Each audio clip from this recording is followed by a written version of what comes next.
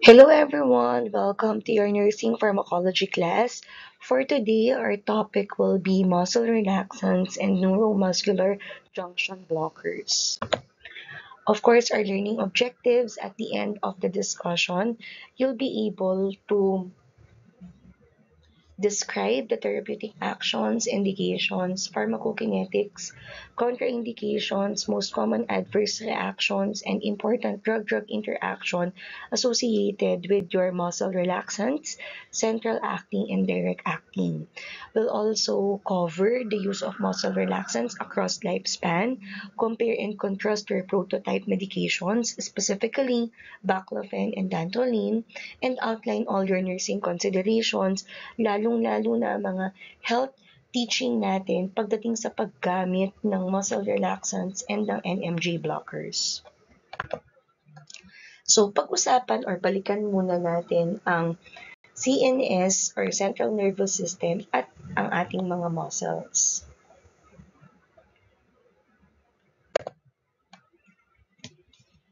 Ang spinal motor neurons ay nagre-regulate ng pag-ikli, ibig sabihin ng pag-ikli, ito yung tinatawag nating contraction at pag-relax or yung relaxation ng ating muscles or ng ating kalamnan na ito ay naiimpluwensyahan ng mga mataas na bahagi ng ating utak o yung mga tinatawag na mga higher level brain activities natin. Ito yung nagre-refer sa motor and premotor cortex natin. Ang cerebellum at basal ganglia ay tumutulong sa koordinasyon ng voluntary movement ng ating muscles at unconscious na paggalaw ng ating muscles, yung may kinalaman sa tinatawag na extrapyramidal control. Ang spinal motor neurons naman ang siyang nagre-regulate ng mga muscle actions, which are the contraction and the relaxation. Ito din ay naiimpluwensyahan ng mga higher level brain activities natin. Ang cerebellum at basal ganglia coordinates the voluntary muscle movement and unconscious muscle movement. So, pareho silang nagko-coordinate ng contraction and the relaxation natin. Ang muscle tone ay ang tuloy-tuloy na pag-ikli ng ating muscle habang nagpapahinga upang mapanatili ang posisyon natin within space. Ang cerebral cortex naman ay nagpapahintulot sa ating conscious thought na siyang nire-regulate ng intentional movement natin. When it comes to nerves and movement natin, ang spinal reflex ay ang pinakasimpleng nerve pathway na nagmo-monitor ng paggalaw at posture ng isang individual na kinasasangkutan ng mga sensory at motor neurons natin. The pyramidal tract or yung tinatawag na corticospinal tract, ito ay ang mga fibers na nagsisimula sa motor cortex at nagko-control sa exact at intentional nating paggalaw. Extrapyramidal tract naman ang siyang may kinalaman pagdating sa dito nagmumula sa cerebral cortex at ilang bahagi ng subcortical areas kagaya ng basal ganglia at ng cerebellum. Ito yung nagko-coordinate ng unconsciously controlled muscle activity at nagpapahintulot ng mga automatic body adjustments natin. So the pyramidal tract or yung corticospinal fibers originate from the motor cortex and control precise intentional movements, while the extrapyramidal tract comes from the cerebral cortex and several subcortical areas, and it coordinates unconsciously controlled muscle activity and allows the automatic body adjustment. Pagdating naman sa tinatawag nating neuromuscular junction, ito ang area kung saan nagaganap yung tinatawag na synaptic communication sa ating nerve and sa ating muscle. Kaya nga siya neuromuscular junction. Acetylcholine ang neurotransmitter na inilalabas sa area na to para siya ang mag-stimulate sa muscle fiber natin. The NMJ is where the synaptic communication of nerve and muscle occurs, and the neurotransmitter acetylcholine secreted and bind with the muscle fiber membranes to trigger or stimulate yung tinatawag nating movement or yung contraction or yung relaxation. So now let's discuss thoroughly ano bang nangyayari sa NMJ natin. So dito sa NMJ, ang nerves ay nagpapalabas, uulitin ko, ng neurotransmitter acetylcholine. Saan inilalabas si acetylcholine? Sa neuromuscular junction or sa NMJ. So pagdating sa NMJ, binubuksan ng acetylcholine ang mga channels na nagpapahintulot sa pagpasok ng sodium ions kung tawagin natin depolarization. Ang nangyayari, ang sarcoplasmic reticulum ay naglalabas naman ng calcium ions na dito kumakabit ang mga calcium ions sa troponin. Pinapayagan ng troponin ang myosin class to cross bridges na kumabit kay actin, at ang myosin ang nagko-contract, humihila sa actin at siyang nagre-release at kumakabit muli. Kaya siya may tinatawag na myosin actin cycle. Ang muscle ay nagko-contract and ang sarcomere ay umiikli. Kaya in every muscle contraction, umiikli ang ating muscle. At in every relaxation, which is the opposite of what happened in the cycle, humahaba naman ang ating muscle. So, ulitin natin, nerve secretes acetylcholine at the NMJ. Acetylcholine opens the channels for sodium ions to initiate depolarization. Then, the sarcoplasmic reticulum releases calcium ion na siyang si calcium ion, it binds to the troponin. Troponin class allows the myosin cross bridges to attach to actin. Kaya may tinatawag tayong myosin-actin cycling kasi ang nangyayari na the myosin contracts, it pulls the actin, release, and then reattach. Kaya siya cycle kasi umuulit yung nangyayari sa kanya. Resulting now to shortening of the sarcomere or yung pag-iksi ng muscle natin during contraction. Pagdating naman sa muscle relaxation o yung tinatawag nating sliding filament mechanism, ang nangyayari naman dito, nerve stimulation stops. Then, ang calcium ions ay ibinabalik ang sarcoplasmic reticulum. Ang troponin ay inilalabas ng calcium at ang myosin ay hindi na makakabit sa actin. So, ito yung nangyayari, may pagpigil na sa pagkakakabit ng myosin kay actin. Magre-relax or nagre-relax ang ating muscle at ang fibers na ngayon ay humahaba. Kaya pagdating sa relaxation, the muscle fibers are lengthened or mas mahaba. Rather than kanina, in every contraction, ang muscle ay umiikli. So the nerve stimulation stops, calcium ions are transported back to the sarcoplasmic reticulum, troponin is released by calcium, myosin will no longer able to attach or bind with the actin. Therefore, relaxes the muscle and lengthen all the muscle fibers.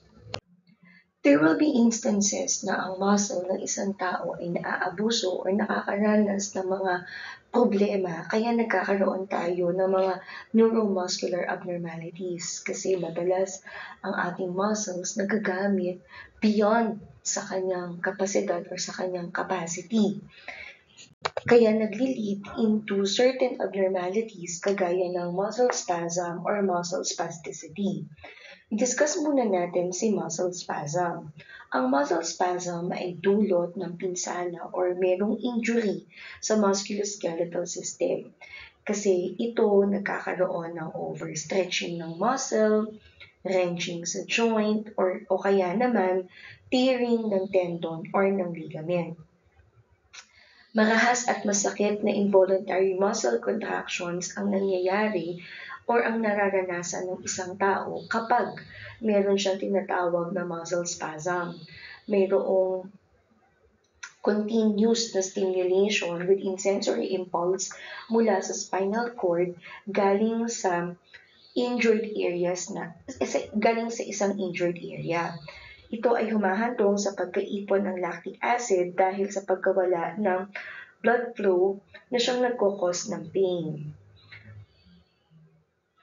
Pagdating naman sa muscle spasticity, ito ay dulot ng pinsala sa neurons sa loob ng central nervous system. Ito ay karaniwang permanenteng kondisyon, and dito ang nangyayari, may mataas na excitatory influences at pagbaba ng inhibitory influences sa loob ng central nervous system. Kaya nagkakaroon ng mga manifestations kagaya ng hypotonia. Ibig sabihin ng hypotonia, merong excessive stimulation ng muscles, kaya nagli-lead into contractures, loss of coordinated muscle activity, mga stiffness o paninigas, mabigat na pakiramdam sa muscles, at hirap sa paggalaw, and may kirot or sakit na nararamdaman or nararanasan. Maraming iba't ibang paraan para ma-manage ang mga muscle spasm at muscle spasticity. Kabilang na sa management natin is yung pamamahinga or yung rest ng affected muscle natin. Paglagay ng yelo or yung tinatawag nating ice application, specifically for acute injuries para mabawasan yung pamamaga or yung swelling. Compression at elevation, paglagay ng either heat application para madagdagan yung blood flow at maalis yung mga biochemicals na nagkukos ng pain, yung mga pain biochemicals natin. Physical therapy or occupational therapy para maibalik yung normal muscle tone and muscle activity. At higit sa lahat, yung pagbibigay natin ng mga gamot kagaya ng anti-inflammatory drugs or yung mga NSAIDs para mabawasan yung pain or yung sakit dun sa site ng injury or yung mga inflammatory responses. Bukod sa mga management na nabanggit natin to address neuromuscular abnormalities, isa din sa pharmacologic intervention natin is pagbibigay na tinatawag na muscle relaxants. Pagdating sa muscle relaxants, meron tayong dalawang drug classification.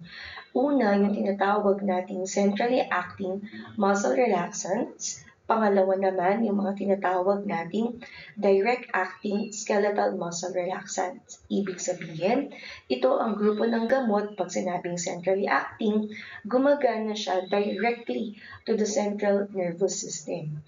Kabilang dito si baclofen, yung pinaka-prototype medication natin. Sama na natin si cyclobenzaprine, kasama din si carisoprodol, chlorzoxazone, metaxalone, metocarbamol, or phenadrine, at tizanidine.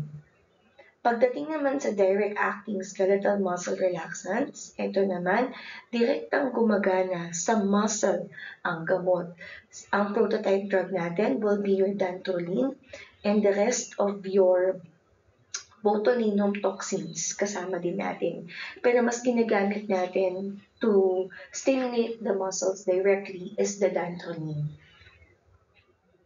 Now, let's start discussing your centrally acting muscle relaxants. Ang centrally acting muscle relaxants natin gumagana sa central nervous system para ayusin yung mga reflexes na problema sa muscle spasm.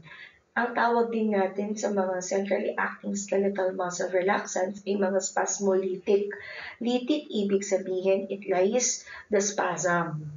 Binabago nito yung spinal or subcortical neurons para mapigilan yung muscle innervation at pinapataas yung levels ng neurotransmitter na GABA, which is an inhibitory neurotransmitter. Ito ay indicated to relieve discomfort, specifically acute and painful musculoskeletal condition. Pwede din siyang gamitin as adjunct therapy, kasabay ng rest, physical and occupational therapy. Your medication pagdating sa pharmacokinetics, we can give baclofen via either oral administration, and meron din tayong intrathecal administration or intrathecal forms. The intrathecal forms of baclofen can be delivered with a pump or delivery pump para sa treatment ng mga central spasticity. Your baclofen are not metabolized in the liver but it is being excreted in the urine. Pagdating naman kay cyclobenzaprine, another prototype medication, these are medications prepared or the form is under controlled release oral form. Controlled release oral form. There are also list of contraindications pagdating sa muscle relaxants such as your baclofen, carisoprodol, and cyclobenzaprine. First, of course, yung hypersensitivity or yung mga allergic reaction. Dun sa mga may rheumatic disorders, your central acting skeletal muscle relaxants are not recommended. They will not benefit from this group of medications. So, iba yung binibigay natin for pain management for rheumatic disorders. Spasticity contributed to locomotion, upright position, or increased function. Here, baclofen not be used because it will result to loss of function. Any history of epilepsy because it will just exacerbate seizure episode. Cardiac dysfunction, your spasmolytics will depress muscle functions, specifically the cardiac muscle function. Muscle weakness may lead to worsening condition. Hepatic and renal impairment, lalo na this will interfere with the metabolism and excretion. So, contraindicated ang spasmolytics natin in this type of conditions. There are also expected adverse effects pagdating kay muscle relaxants, kagaya ng CNS depression, gastrointestinal disturbance, hypotension and arrhythmia, urinary frequency, enuresis, and feeling of urinary urgency. Other adverse effects na babantayan natin, if we will administer chlorzoxazone, expect any discoloration in the urine. Urine color might turn to orange to purplish red. So please warn your patient to prevent fear because fear of blood in the urine because it's just a discoloration out of taking chlorzoxazone. When it comes to tizanidine, adverse effects will be liver toxicity and hypotension. So it's a must that we monitor the blood pressure of your patient if the doctor used tizanidine as a muscle relaxant to manage their neuromuscular abnormality. When it comes to drug-drug interaction, it increases central nervous system depression kapag ang muscle relaxant ay isinabay in any medications identified as CNS depressant and of course with the presence of alcohol. Pagdating sa nursing considerations, it's a must na we advise patients on baclofen na naka-delivery pump na i-inform natin about the administration of the drug. Patient must understand the pump and the reason for frequent monitoring, dosage, and maintenance. If using baclofen, taper the dose slowly, at least 1 to 2 weeks. This will prevent development of psychosis and hallucination since there will be cases or episodes that the medication will cause an effect in the central nervous system. Use baclofen cautiously in patients whose spasticity contribute to mobility, posture, or balance. So this will prevent the loss of function. Provide additional measures to relieve discomfort. So pwede natin gamitin si baclofen along with other interventions kagaya ng heat application, rest of muscles, taking of NSAIDs for pain and swelling or inflammatory process, and positioning. So this will augment effects of the drug and relieving musculoskeletal discomfort. Discontinue the medication at any signs of hypersensitivity to prevent severe health risks such as anaphylactic reaction. Monitor for respiratory status, specifically mga adverse effects, and arrange appropriate dose adjustments or discontinue the drug if necessary, lalo na if the patient's airway and breathing ang involved or affected. Provide patient thorough teaching, lalo na when it comes to intrathecal administration, offer support and encouragement. The next group of drug natin, we call them the direct-acting skeletal muscle relaxants. Ito naman ang grupo ng gamot na pumapasok directly sa muscle at pinipigilan yung tinatawag na muscle contraction. Dito nakikialam ang gamot pagdating sa paglabas ng calcium mula sa muscle tubules natin. So, hindi naman nakikialam ang gamot pagdating sa neuromuscular transmission or yung surface membrane ng skeletal muscle natin. Ang direct-acting muscle relaxants natin, sabi ko nga kanina, prototype medication will be your dantrolene. And when it comes to dantrolene, it directly affects the peripheral muscle contractions. It interferes with the release of calcium, but it does not interfere with the neuromuscular transmission because when it comes to pharmacokinetics of your dantrolene, dantrolene can be administered oral administration and it could also be given in parenteral forms. Dantrolene slowly absorbed pagdating sa gastrointestinal tract. It is metabolized in the liver, and the half-life of this drug is within 4 to 8 hours. It will be excreted via urine, and this medication should not be given to pregnant women and lactating mothers because it crosses the placenta and it enters the human milk. Always ensure safety precaution for pediatric patients, specifically ages lower than or less than 5 years old. Pagdating naman sa mga botulinum toxins natin, these medications do not generally absorb in the body system.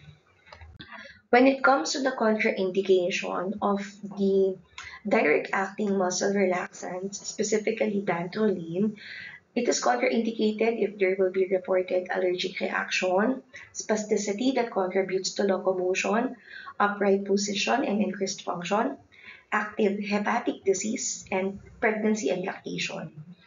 For Botox naman, we have allergy, of course, that's contraindicated, and if there are active infection at the site of injection.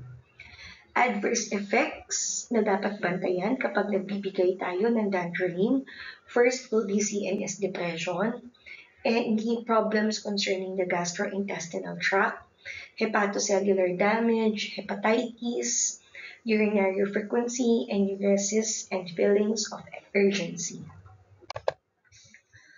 Other adverse effects could be an acne or rashes, abnormal hair growth, photosensitivity, abnormal sweating, chills, and myalgia.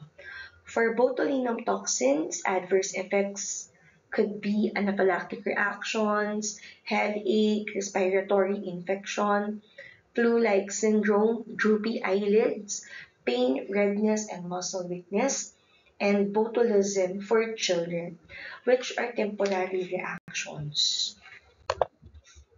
For drug-drug interactions, for dantrolene, estrogen could lead to a reaction which is increased hepatocellular toxicity. For botulinum toxins, drug-drug interactions will be from substances or agents such as neuromuscular junction blockers, lincosamides, quinidine, magnesium sulfate, anticholinesterase, succinylcholine, and your aminoglycosides.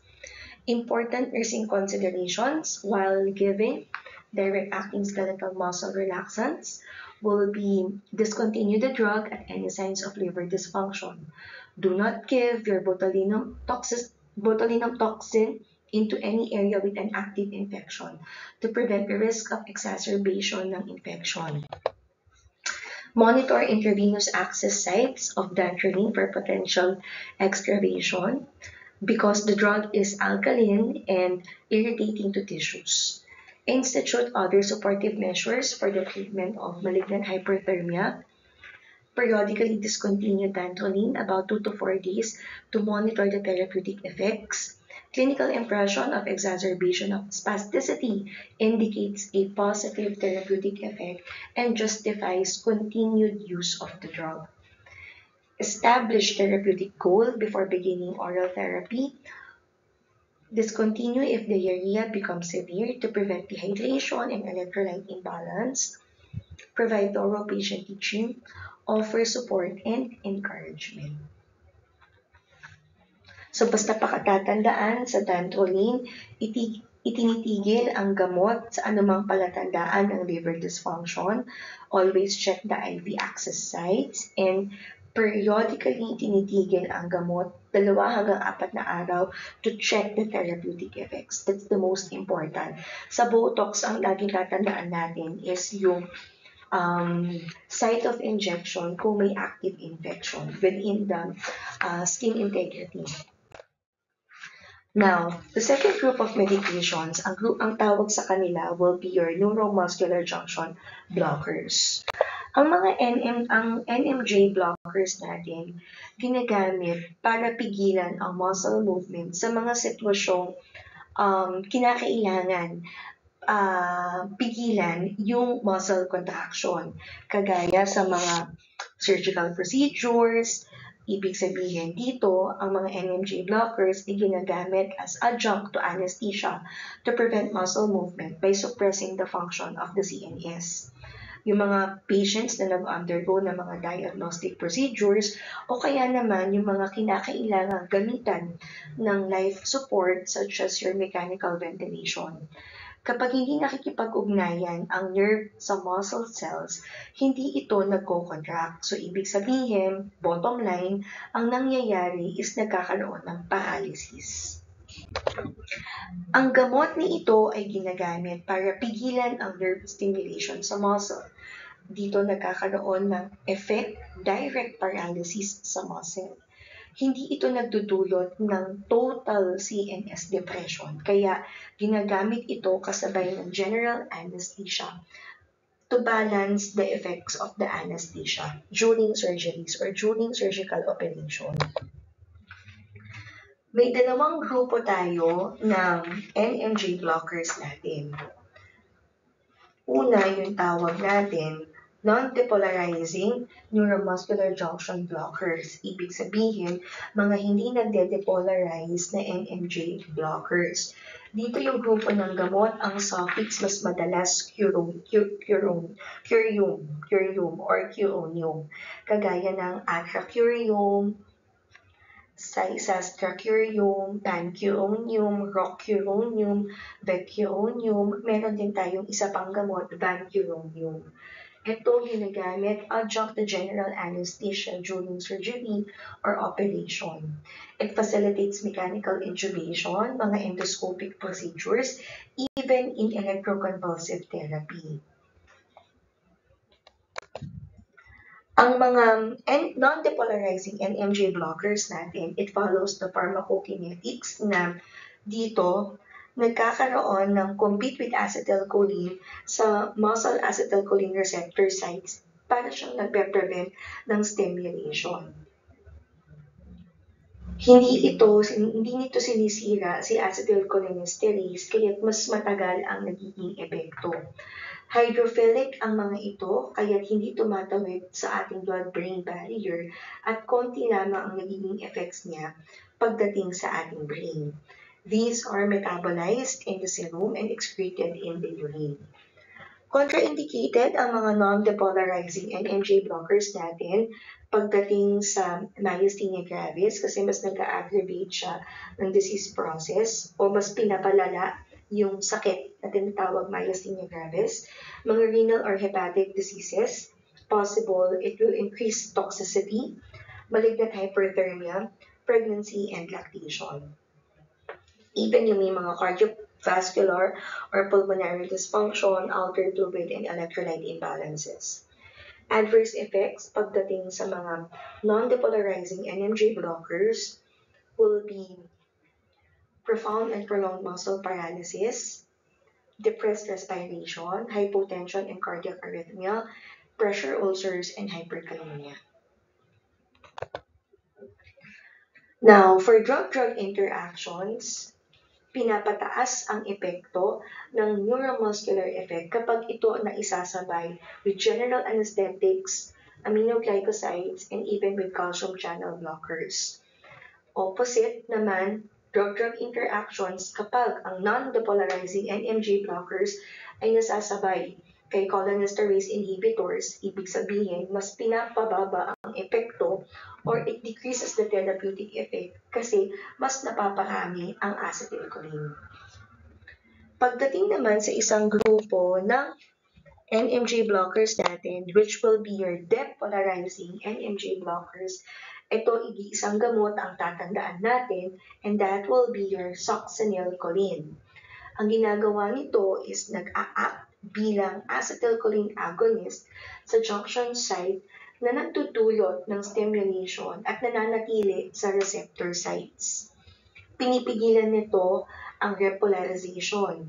Kaya ang muscle tuloy-tuloy na nagko-contract pagkatapos sinusundan ng paralysis dahil hindi na ito tutugon sa stimuli. Mabilis ang simula or rapid onset kapag nagbibigay ka ng succinylcholine at maikli ang kanyang itinatagal or kumbaga short duration ang mechanism of action.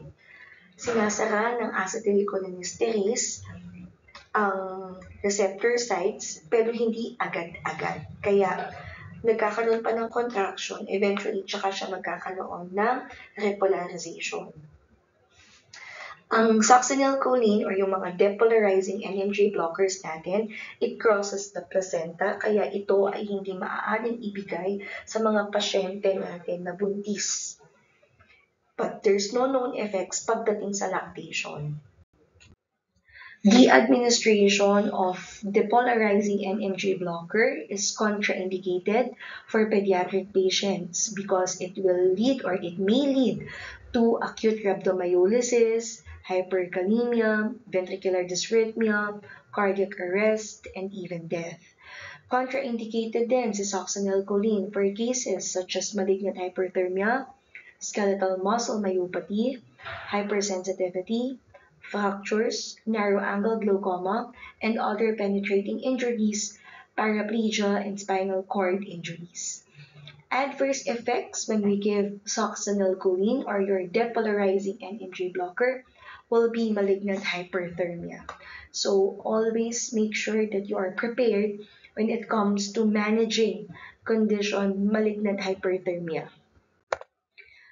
Other nursing consideration, beware that administration of succinylcholine should be performed by a trained healthcare provider because of the potential serious adverse effects and the need for immediate ventilatory support. Ensure that emergency supplies and equipment are readily available. This will help maintain immediately the airway and provide mechanical ventilation. Do not mix the drug with any alkaline solution to avoid formation of precipitate. If the drug is being given over a long period, test patient response and recovery period to maintain the mechanical ventilation. Discontinue the medication if response does not occur or is greatly delayed. Monitor patient temperature for prompt detection and treatment of malignant hyperthermia. Make sure that dantrolene is readily available as treatment. Arrange for small doses of non-depolarizing NMJ blockers before the use of succinylcholine to reduce the adverse effects associated with muscle contraction. Ensure that cholinesterase inhibitors is readily available to overcome excessive NMJ blockade caused by your non-depolarizing NMJ blockers. Have a peripheral nerve stimulator on standby to assess the degree of neuromuscular blockade if necessary. Provide comfort measures, monitor patient response closely. So the vital signs, most importantly, to check the effectiveness of the drug as well. Provide health teaching, offer support, and encouragement. And that is the end of our lecture pertaining to muscle relaxants and your NMJ blocker. Should you have any questions, you may send an inquiry to my email address. And again, reference used for this lecture derived from the chapter explaining muscle relaxants and NMJ in Focus on Nursing Pharmacology 9th edition by Rebecca Tucker.